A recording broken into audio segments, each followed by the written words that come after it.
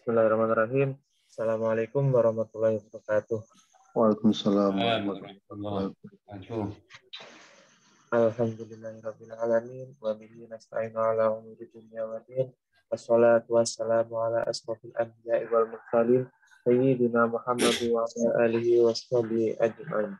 Amma ba'du. Yang kami hormati Bapak Wahyudin selaku penceramah pada kajian subuh pagi hari ini. Yang kami hormati Bapak Ketua Takmir Masjid Manarul Ilmi, dan tak lupa para jamaah Masjid Manarul Ilmi yang berbahagia. Puji syukur kehadirat Allah Subhanahu wa taala karena rahmat dan hidayahnya kita dapat berkumpul pada kajian subuh pagi hari ini dalam keadaan sehat walafiat. Selanjutnya salawat serta salam marilah kita curahkan kepada Nabi besar Muhammad sallallahu alaihi wasallam, karena dengan syafaatnya kita dapat menerima ajaran Islam yang terang. Sebelum kita memulai kajian subuh pagi hari ini, marilah kita membaca surat Al-Fatihah terlebih dahulu. Al-Fatihah. A'udzubillahi minasyaitonirrajim. Bismillahirrahmanirrahim. Ar-Rahmanir-Rahim. Maliki yaumiddin. Iyyaka na'budu wa iyyaka nasta'in. Ihdinas mustaqim. Shiratal ladzina an'amta 'alaihim ghairil maghdubi 'alaihim.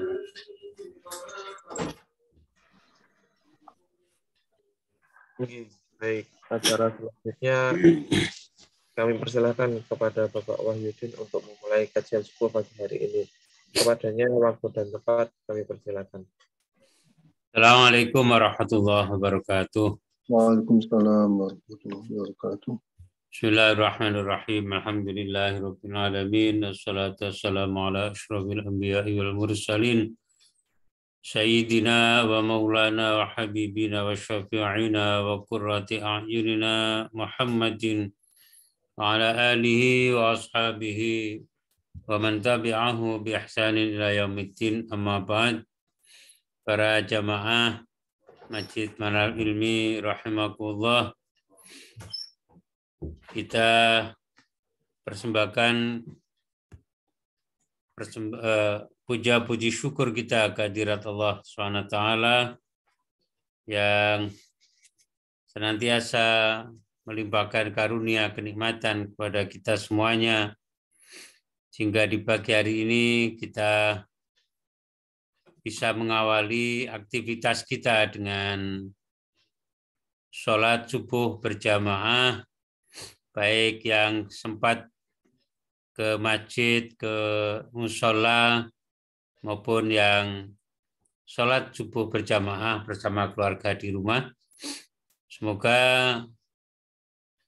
apa yang sudah kita lakukan dalam mengawali aktivitas kita hari ini dengan sholat subuh berjamaah ini bisa kita lakukan terus istiqomah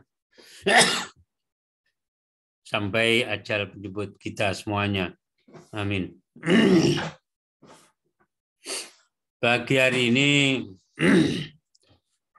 saya akan melanjutkan membaca surah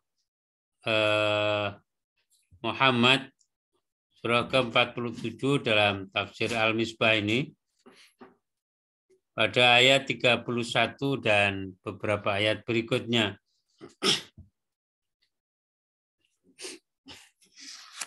A'udzu billahi minasyaitonir rajim. Bismillahirrahmanirrahim. وَلَنَبْلُوَنَّكُمْ حَتَّى نَعْلَمَ الْمُجَاهِدِينَ مِنكُمْ وَالصَّابِرِينَ وَنَبْلُوَ أَخْبَارَكُمْ. Dan sesungguhnya kami bersumpah akan menguji kamu agar kami mengetahui para mujahidin dan para penyabar di antara kamu, dan agar kami menguji pula berita-berita kamu.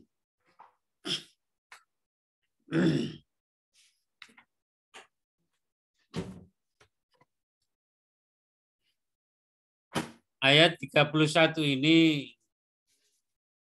kembali berbicara tentang peperangan yang diperintahkan pada ayat-ayat sebelumnya. Ia merupakan uraian tentang sebab diperintahkannya berjihad.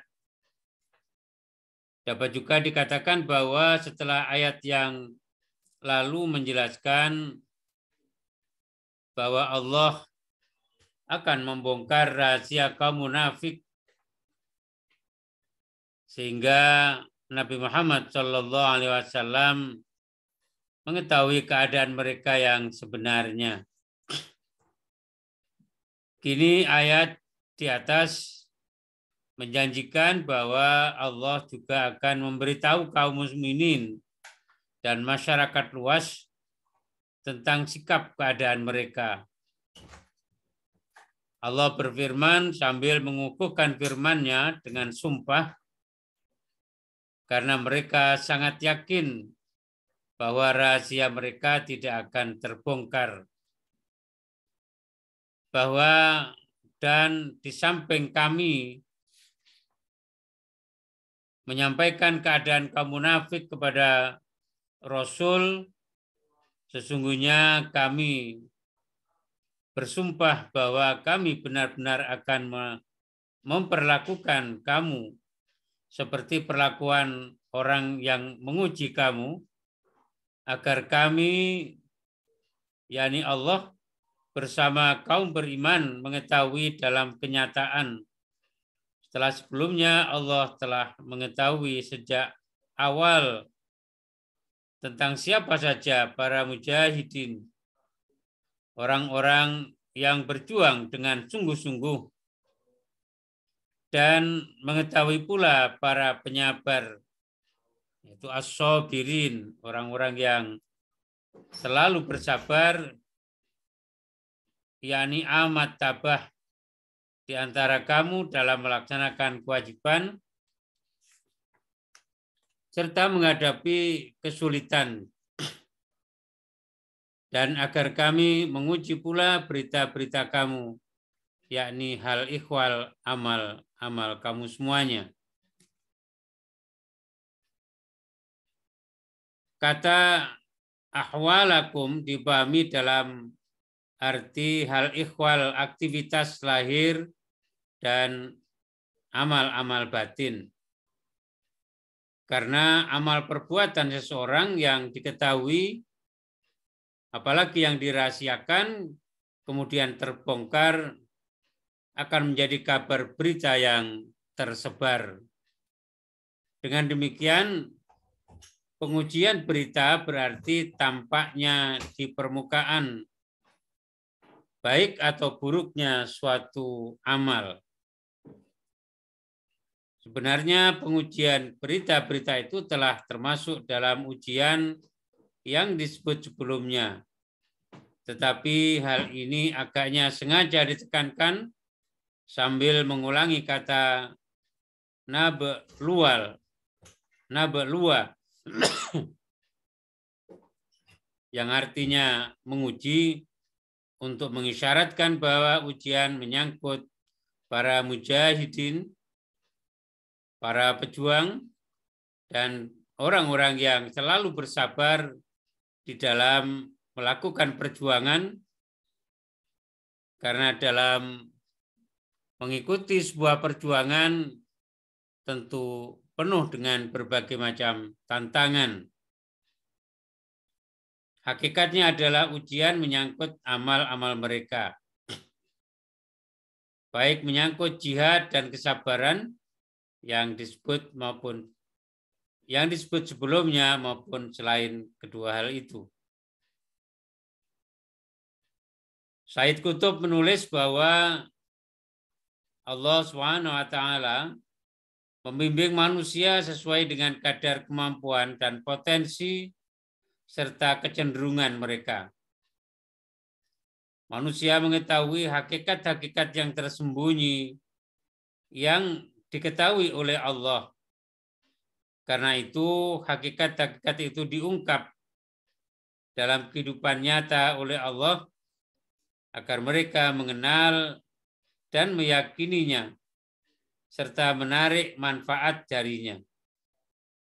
ujian melalui kesedihan dan bencana, atau melalui nikmat, kelapangan, atau kesempitan hidup, semuanya mengungkap apa yang tersembunyi di dalam hati manusia dan yang sebenarnya tidak diketahui hakikatnya oleh pemiliknya sendiri.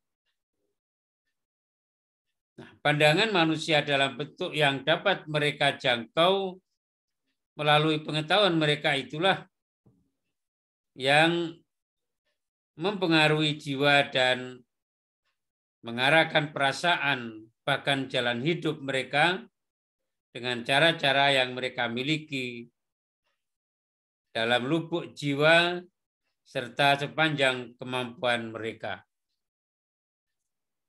Demikian Said Qutb menulis dalam menjelaskan di antara makna yang terkandung di dalam ayat 31 surah Muhammad ini.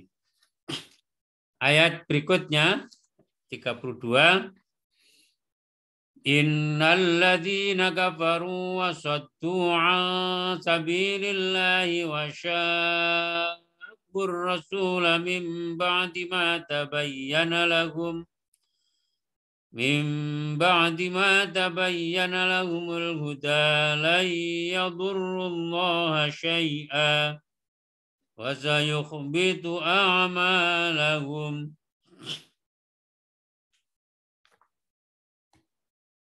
Sesungguhnya orang-orang kafir dan menghalangi dari jalan Allah serta memusuhi Rasul setelah jelas bagi mereka petunjuk, mereka tidak dapat mengakibatkan mudarat bagi Allah sesuatu pun, dan Allah akan menghapus amal-amal mereka.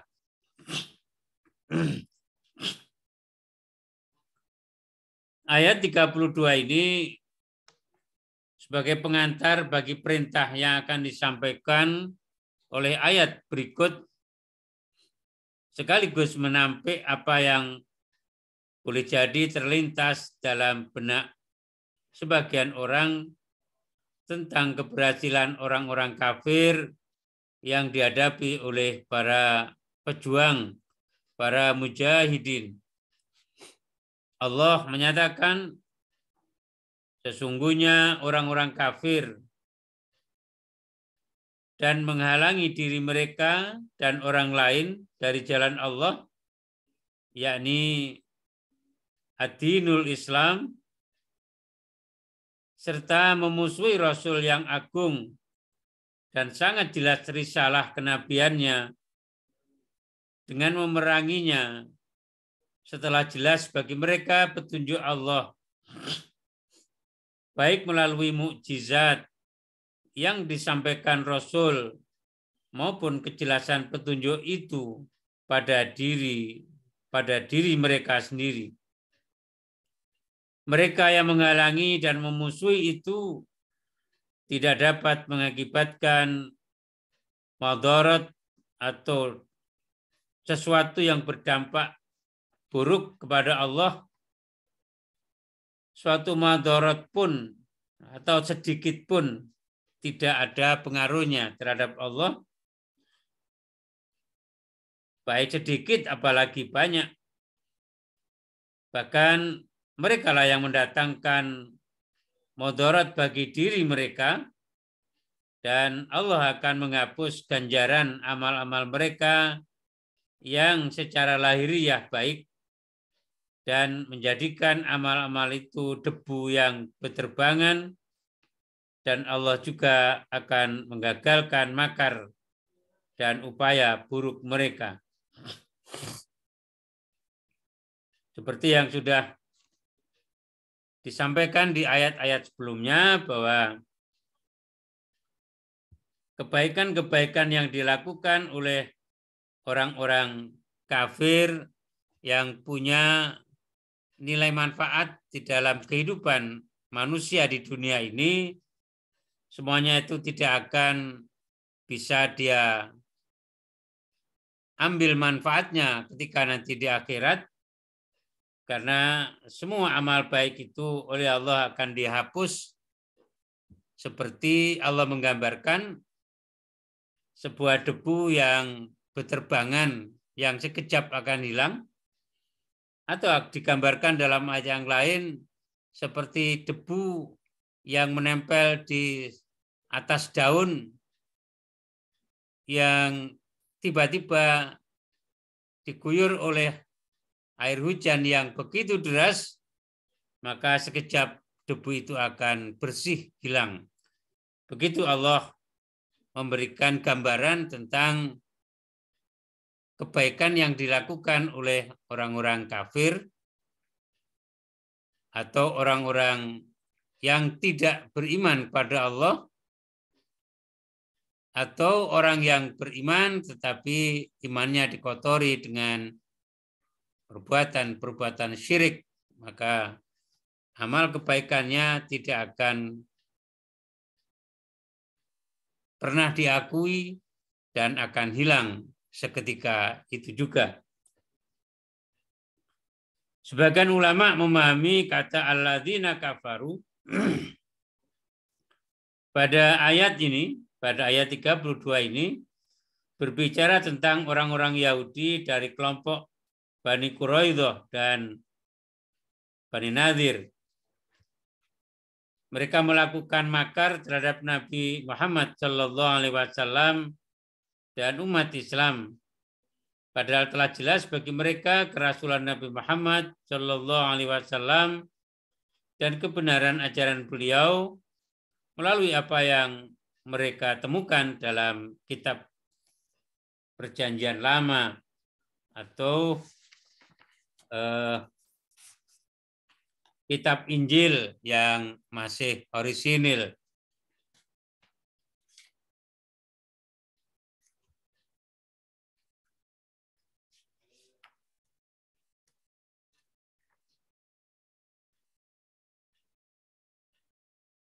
Huruf sin pada firman Allah sayuh bitu ini dapat dipahami dalam arti akan, yakni penghapusan dan penyanyian itu akan terjadi di masa datang, dan dapat juga berfungsi sebagai penguat sehingga ia berarti pasti. Dan bentuk kata kerja mudhari' menunjuk kepada kejadian atau masa yang akan datang. Sehingga penggalan ayat itu bermakna pasti akan menghapus. Artinya Allah pasti akan menghapus amalan-amalan baik, ganjaran dari amalan-amalan baik orang-orang yang ingkar kepada Allah, yang kufur dalam hati, tidak mau menerima ajaran Rasulullah Muhammad SAW. Ayat berikutnya, Ya ayyuhalladzina amanu ati'ullaha wa ati'ur rasula wa la tubtilu a'malakum innalladzina kafaru wa saddu an sabilillahi thumma matu wa hum kuffar Wahum kufarum falan yaghfirallahu lahum. Hai orang-orang yang beriman, taatilah Allah dan taatilah Rasul, dan janganlah kamu menghapus amal-amal. Sesungguhnya orang-orang yang kafir dan menghalangi dari jalan Allah, kemudian mereka mati dalam keadaan mereka kafir, maka sekali-kali Allah tidak akan memberi ampun bagi mereka. Setelah ayat sebelumnya mengancam para pembangkang, orang-orang yang ingkar akan ajaran Allah dari kaum kafir dan munafik. Bedanya, dua-duanya adalah kafir, tetapi orang kafir itu dengan terus terang dengan sifat satrianya, dia tidak menutupi kekafirannya. Tetapi orang munafik ini hakikatnya juga kafir, tapi mereka menutupi kekafiran yang ada pada dirinya dengan keislaman yang ditampakkan di hadapan kaum muslimin. Sehingga dua kalimat syahadat yang mereka ucapkan, bahkan ibadah, sholat, dan kebaikan-kebaikan lain sebagai konsekuensi dari orang yang telah beriman, itu semuanya hanya merupakan kepura-puraan dan sebuah tipu daya atau untuk memperdaya kaum muslimin supaya mereka dengan mudah untuk memanfaatkan dan menggunakan setiap kesempatan untuk merusak umat Islam, untuk memprovokasi di antara mereka supaya mereka saling curiga, saling tidak percaya, bahkan mereka saling bermusuhan. Itu adalah perbuatan orang-orang munafik. Mereka tidak berani menampakkan kekafirannya, yang ditampakkan adalah keislamannya, supaya mereka bisa lebih leluasa berinteraksi dengan umat Islam, tetapi konsekuensinya mereka harus melakukan apa yang menjadi kewajiban seorang yang sudah beriman.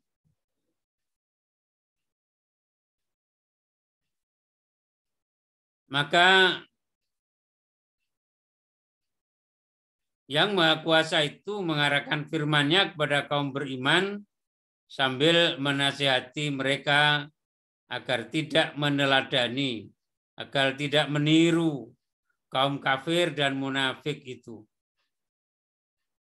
Ayat di atas berseru, hai orang-orang yang beriman, ati Allah, taatilah Allah dalam perintah-perintahnya yang tercantum di dalam Al-Quran.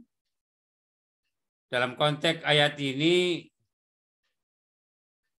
adalah berperang atau berjihad. Jadi ketika Allah mengizinkan dan membolehkan dan memerintahkan untuk berperang melawan orang-orang kafir yang sudah memperlakukan umat Islam sedemikian rupa, memblokade ekonomi umat Islam, dan Rasulullah ketika masih di Makkah melakukan teror, mengancam untuk membunuh, bahkan kemudian melakukan pengusiran dan sebagainya.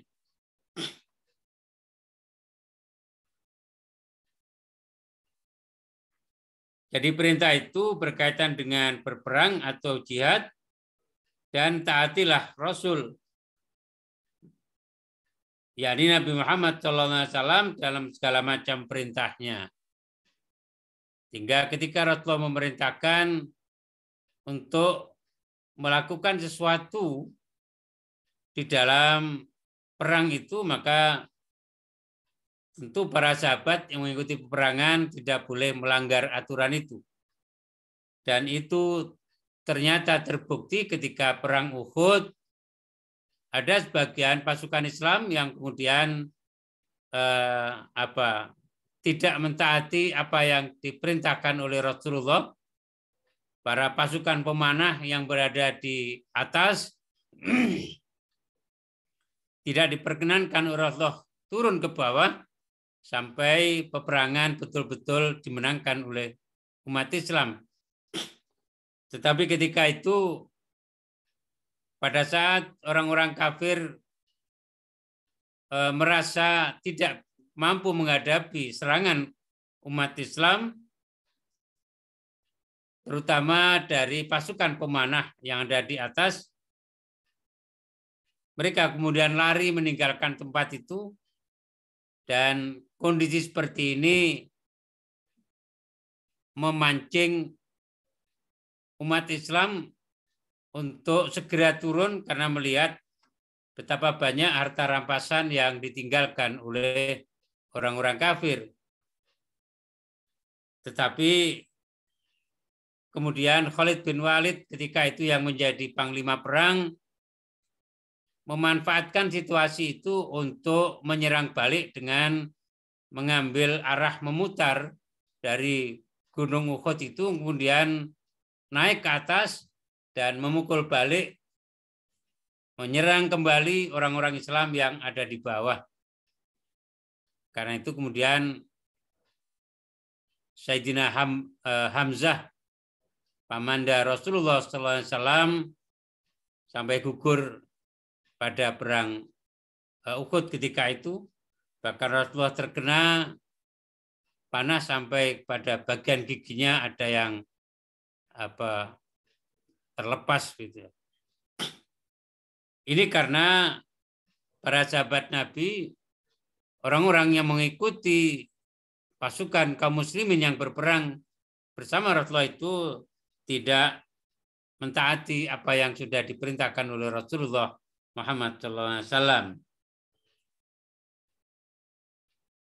Yang perintah itu baik perintah melakukan sesuatu maupun perintah untuk tidak melakukan sesuatu. Bagaimana tercantum di dalam sunnahnya yang sahih, dan dalam konteks ayat ini adalah kebijakan beliau dalam mengatur siasat peperangan. Dan janganlah kamu menghapus ganjaran amal-amal kamu dengan membangkang kepadanya atau tidak mengikhlaskan niat demi karena untuk mendapatkan ridhonya. Jika kamu membangkang, kamu serupa dengan orang-orang kafir.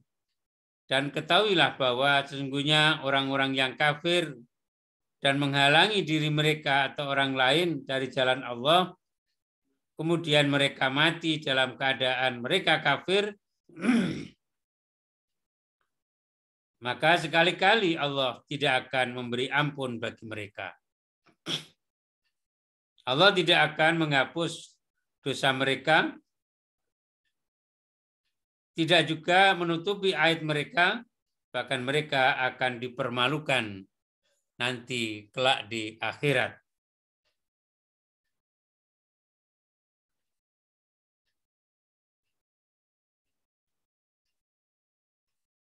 Seorang ahli tafsir, pakar Al-Quran menerangkan bahwa apabila perintah taat kepada Allah dan Rasul-Nya digabung dengan menyebut hanya sekali perintah taat, hal itu mengisyaratkan bahwa ketaatan yang dimaksud adalah ketaatan yang diperintahkan Allah.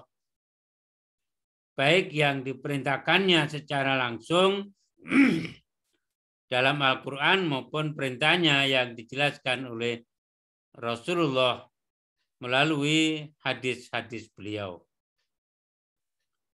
Perintah taat kepada Rasulullah SAW di sini menyangkut hal-hal yang bersumber dari Allah Subhanahu wa Ta'ala,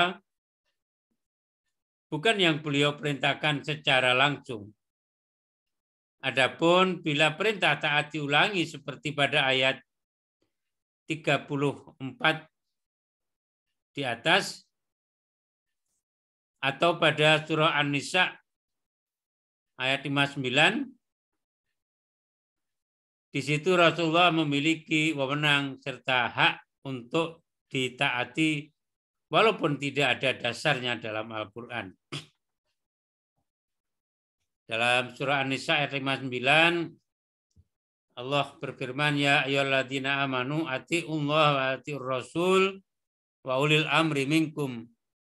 Fa in tanaza'tum fi syai'in farudduhu ila Allah war rasul in kuntum mu'minin. Jadi taatlah kepada Allah dan taatlah kepada Rasulullah dan taatlah juga kepada ulil amri. Mentaati aturan-aturan hukum yang sudah ditetapkan oleh ulil amri, yaitu yang mengurus kepentingan-kepentingan umat sehingga bisa terjemahkan dengan pemerintah penyelenggara negara. Karena itu ketaatan pada Allah dan Rasul-Nya sifatnya tidak bersyarat.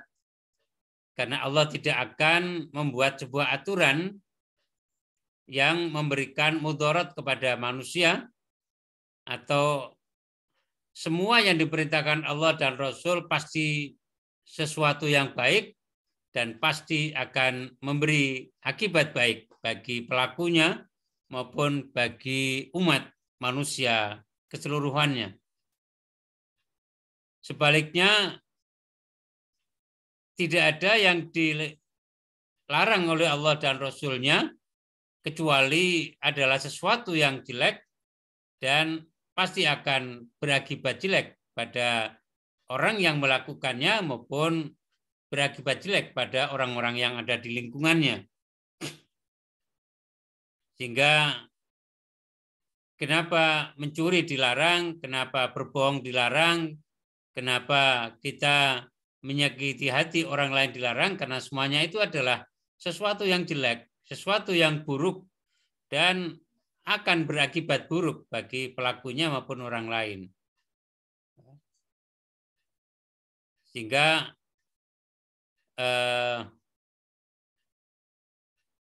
di dalam satu ayat yang lain Allah menyatakan faman ahyaha faka'annama ahyana sajami'a. Barang siapa yang menjaga kehidupan orang lain, seseorang, maka dia seperti menjaga kehidupan seluruh umat manusia ini.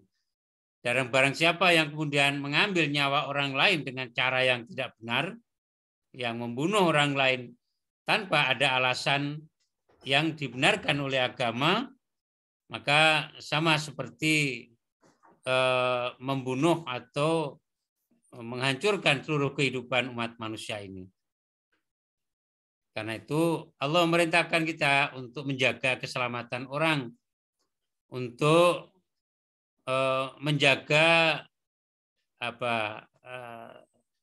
suatu keamanan, karena itu akan memberikan dampak positif terhadap kehidupan kita dan kehidupan masyarakat. Sebaliknya, semua yang dilarang oleh Allah, yang dilarang oleh Rasulullah, semuanya adalah sesuatu yang jelek, yang buruk, dan pasti akan memberikan akibat buruk bagi pelakunya maupun bagi masyarakat secara luas. Sedangkan ketaatan kepada ulil amri sifatnya bersyarat.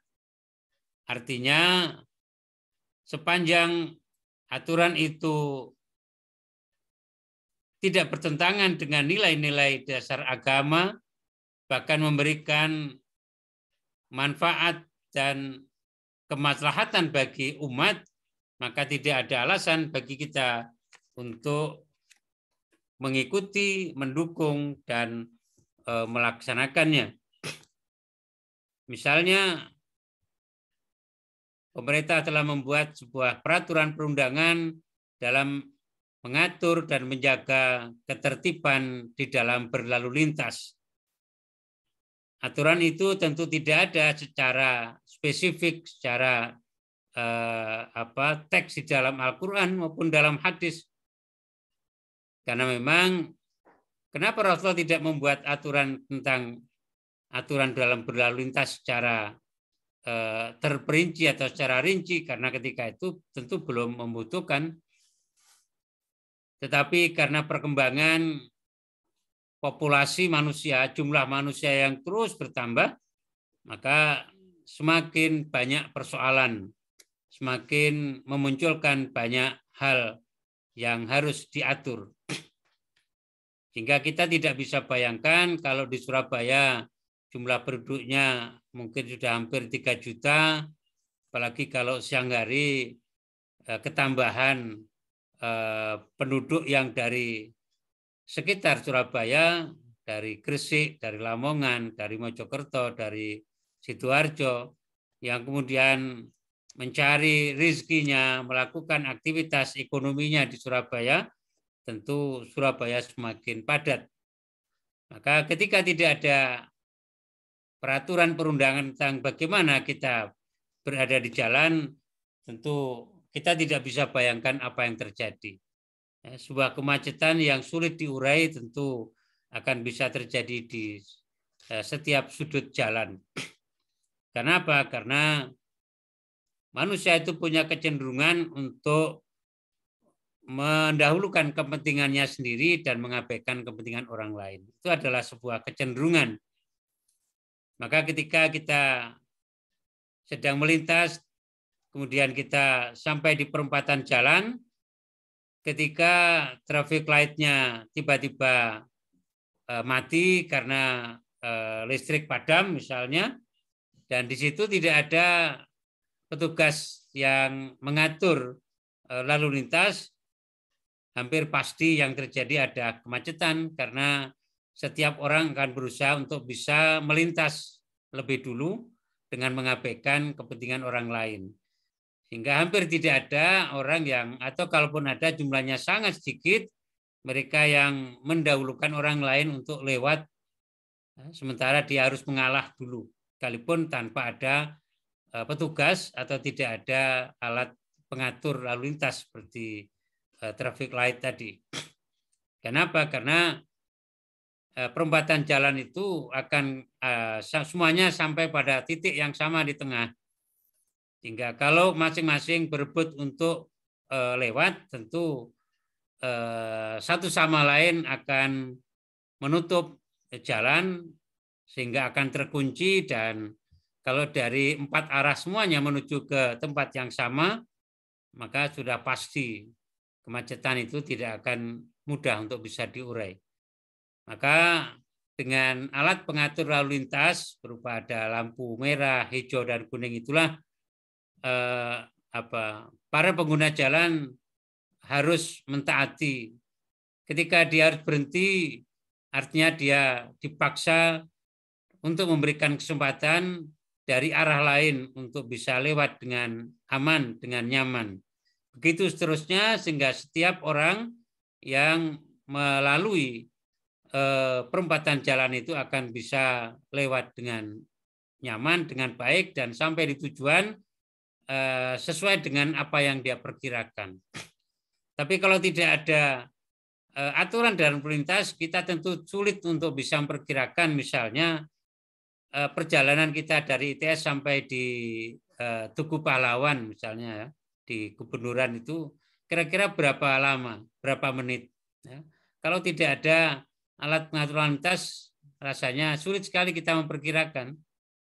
Tapi kalau setiap perempatan jalan traffic light-nya berfungsi dengan baik, semua pengguna jalan mentaati aturan itu, kita bisa memperkirakan sesuai dengan jam-jam mana yang pada jam yang padat lalu lintas atau pada jam yang agak longgar, sehingga kita bisa perkirakan sekian puluh menit kita sampai di tempat tujuan. Itu sebuah aturan perundangan yang dibuat oleh pemerintah yang punya kewenangan untuk membuat aturan perundangan bersama dengan wakil-wakil rakyat dalam mengatur dan membuat ketertiban masyarakat ketika mereka berada di jalan raya. Demikian juga aturan-aturan yang lain. Misalnya, kenapa sih orang yang menikah itu harus tercatat, harus dicatatkan di petugas kantor urusan agama bagi yang Muslim dan di kantor catatan sipil bagi yang beragama non-Muslim. Semuanya itu adalah untuk menjaga adanya kebaikan dan kemaslahatan dari masyarakat sendiri. Sehingga pada zaman Rasulullah tentu tidak ada proses pencatatan itu. Jadi cukup dengan wali yang menikahkan, dengan 2 orang saksi, dengan mahar, dan dengan ijab kabul, itu sudah menjadikan pernikahan itu menjadi sah. Karena itu sekarang tidak cukup hanya itu sah secara agama, aturan-aturan agama, cara fikih, tapi juga sah secara hukum administrasi negara.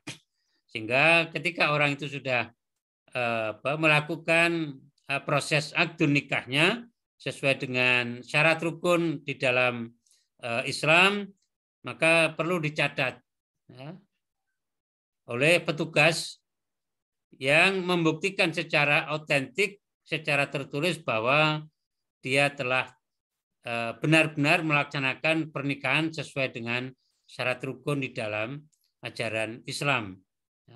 Dan akte nikah atau surat nikah itu tentu akan memberi manfaat atau akan bisa dipakai dalam banyak urusan administrasi yang lain.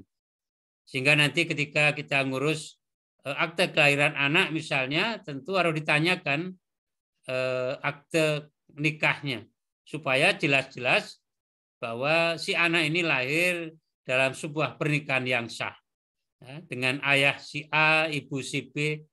Ini untuk membuktikan dan memastikan secara hukum bahwa si anak ini adalah dinasabkan kepada si fulan dengan ibu ini dan seterusnya. Nah, tanpa itu tentu itu tidak bisa memberikan sebuah kepastian hukum. Karena itu akte nikah itu sangat diperlukan, bukan juga akte-akte yang menyangkut tentang pribadi seseorang.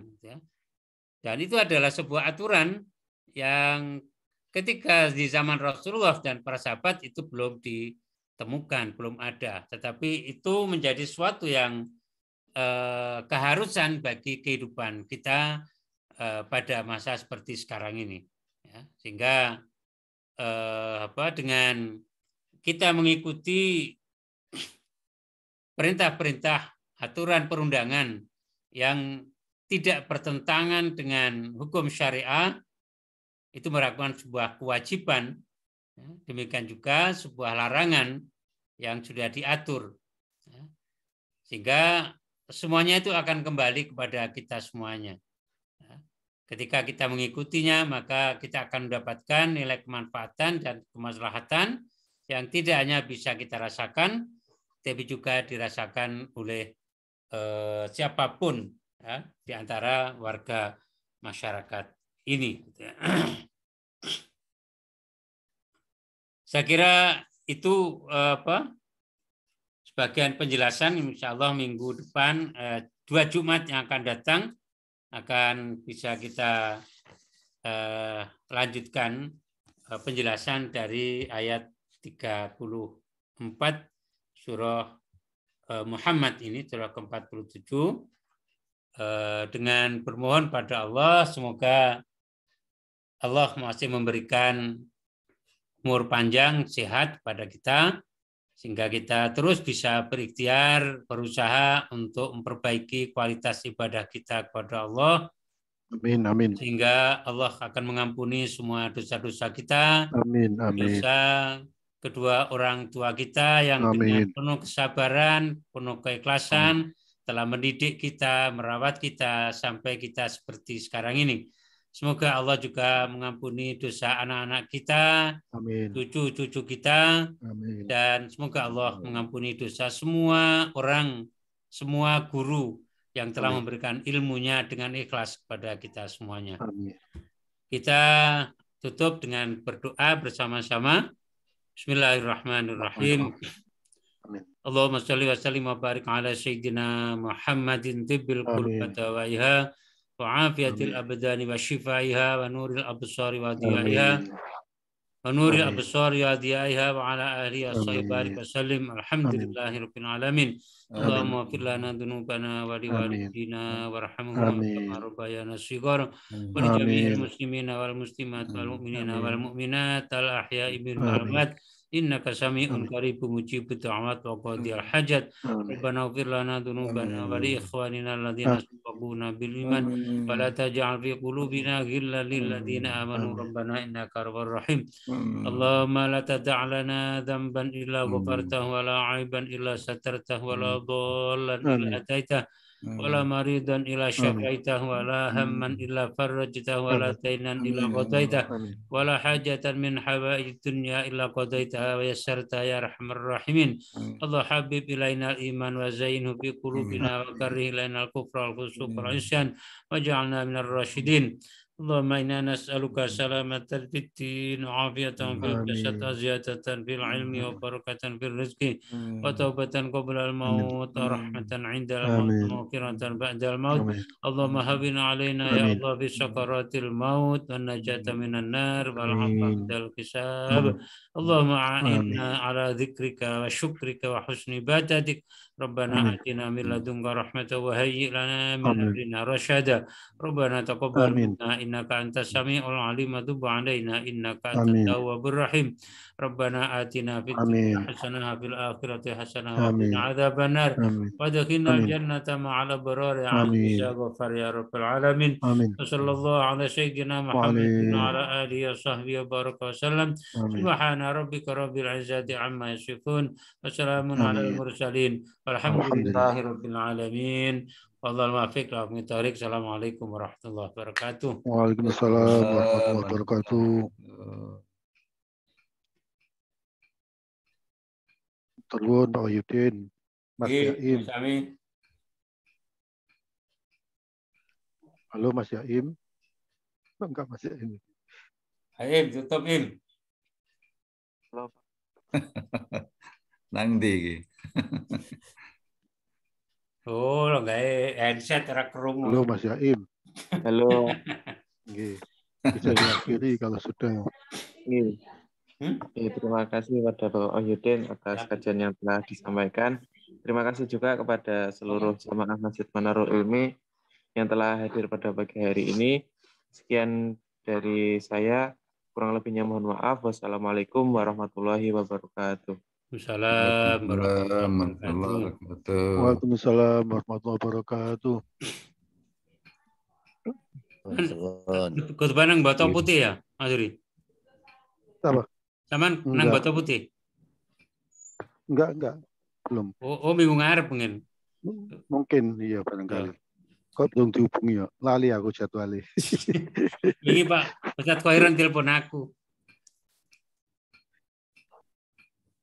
Wes, Sun. Nggih, matur nuwun. Nggih, sami-sami. Waalaikumsalam. Waalaikumsalam warahmatullahi wabarakatuh. Kula nggih, Pak. Nggih, matur nuwun.